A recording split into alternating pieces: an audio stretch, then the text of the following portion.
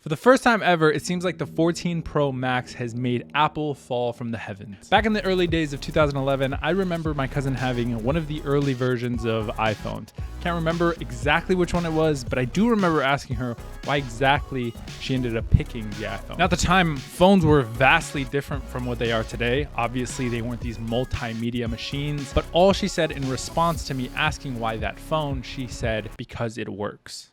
I don't have any data, I don't have any exact references, but all I could say is that's kind of the sentiment that iPhone users have had for the past at least 10 years. If you wanted to argue on the basis of pure hardware, why don't you just switch to an Android that has 50 megapixels, a better resolution screen, better battery life, whatever the case may have been? iPhone users could always say, it just works. Everything just works. There was some sense of invincibility because if you wanted to argue them on anything, the Android version would always be a little bit more buggy. Now that could be for a huge amount of reasons. A big one is that they are open to third-party applications that aren't necessarily always optimized for Android use, so they tend to have holes and fix them as quickly as possible. Apple doesn't really do this at all. It's sort of a criticism, but also something that people really appreciate because everything that they do is so tight-knit within the phone that it all just is optimized and works really well. That is until the iPhone 14 Pro and Pro Max came out. So for years, Apple had this smooth transition from iPhone to iPhone where the software really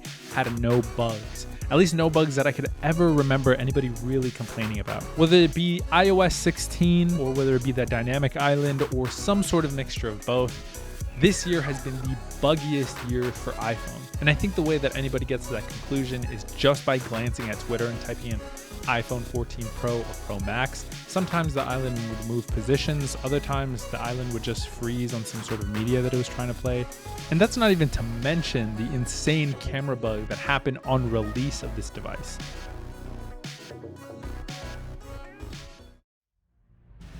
So now, so that's it, baby. Apple's fallen from the heavens. You're actually using a phone now that has bugs like the rest of them.